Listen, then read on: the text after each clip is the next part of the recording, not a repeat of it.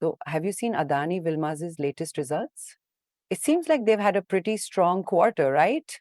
Yeah, actually, I was just looking at their press release. It's quite impressive with record revenues and profits. Wow, record revenue? Tell me more. Like, what exactly are we talking about? Well, their revenue for the quarter was 16,859 crore rupees, which is a 31% jump compared to last year. It's their highest ever. That's a massive leap. I mean, what's driving that kind of growth? A few things, it seems, mainly their edible oils and food and FMCG segments, both showing really strong double-digit growth. Double-digit growth across the board. That's incredible, almost unheard of. I mean, are these numbers sustainable?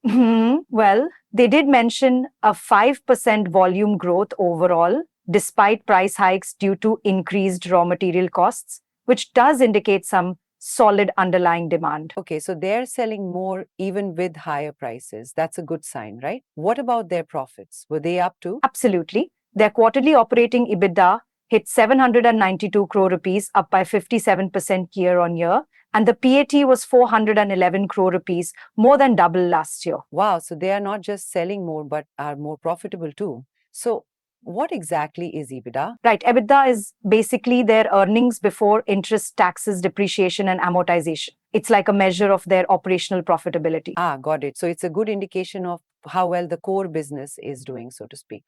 What about their overall performance for the past year? Well, on a trailing 12 months basis, their operating EBITDA is at 2,390 crore rupees and PAT is 1,192 crore rupees, which are also their best ever figures. Best ever. That's a big deal, I guess. They seem to be firing on all cylinders, right? It does look that way. They've been consistently delivering strong profits for the last 5 quarters, which is pretty impressive. Yeah, definitely sounds like they've turned a corner. Now, I'm curious, how are they managing to reach so many customers? Good question. They've massively expanded their distribution network, now reaching over 43,000 rural towns directly, compared to just 5,000 in March 2022. 43,000, that's a huge jump. I mean, how did they pull that off? They're leveraging their integrated distribution model, using their existing oil distribution network to push their food products, particularly in urban markets. They're clever. Using what they already have, it's like they're using a single highway to transport multiple kinds of goods?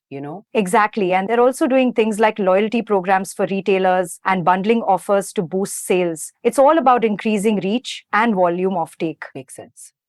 And what about those alternate channels that people keep talking about? Their revenue from alternate channels is growing at a strong double-digit rate. E-commerce sales, including quick commerce, grew by 41% year on year. That's great.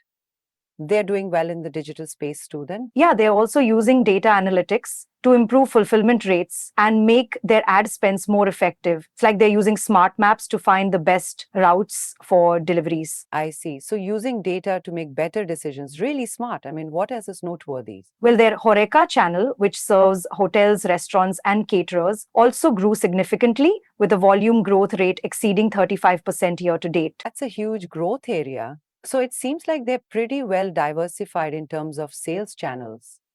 Absolutely. Oh, and they're celebrating the 25th anniversary of their Fortune brand with a bunch of consumer campaigns and digital storytelling. That's smart, reinforcing brand loyalty. What about their different segments? How did those perform? Right. Okay. So edible oils volume grew by 4% and revenue was up 38%, while food and FMCG segment revenue rose by 22%. However, branded sales declined in packed palm oil. Interesting. So not all oils are doing equally well. What about industry essentials? So industry essentials segment revenue increased by 4%, but volumes declined due to lower sales in castor meals. All right. So a bit of a mixed bag there.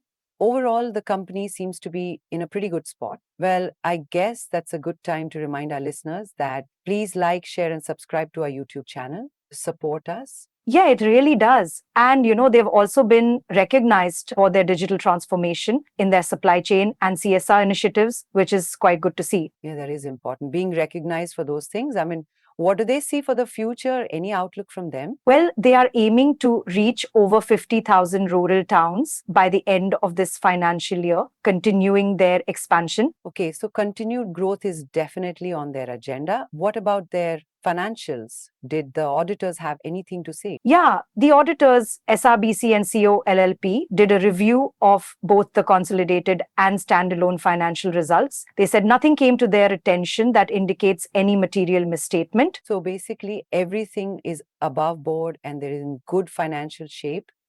It's good to know, right? Exactly. Disclaimer, we advise investors to check with certified experts before taking any investment decisions. That is important, always. So, overall, what would you say is the key takeaway from all of this? It's a strong quarter for Adani Wilmar, with record revenues and profits driven by solid performance across their edible oils and food segments and a major expansion in their distribution. Right. It seems like their strategy is paying off. Now, looking forward, what are some things that investors should keep their eye on? Well, it's important to watch how their expansion into rural areas continues and how well their food and FMCG segment can keep up its current growth rate. Good points. Any other factors investors should consider? Yeah, the impact of raw material costs and how they manage pricing will be critical. Also, it would be good to monitor those alternate channel revenues. Okay. So keep an eye on cost, distribution, and those digital channels. It sounds like that. Precisely, and also any changes in consumer behavior related to those different types of edible oils. Okay. So it's not just about the numbers, it's also about the overall trends. Well, that was a pretty comprehensive look at Adani Wilmar's quarter. Yeah, definitely a lot to consider. It really shows you what happens when you blend smart business strategies with well thought out distribution. Exactly. So, what are your thoughts on their performance? Are you impressed? I am. It's a strong performance across the board and shows the kind of impact a well executed expansion strategy can have. All right, that about wraps it up for today. Thanks for joining me on this analysis. You're welcome. It was a pleasure discussing this with you.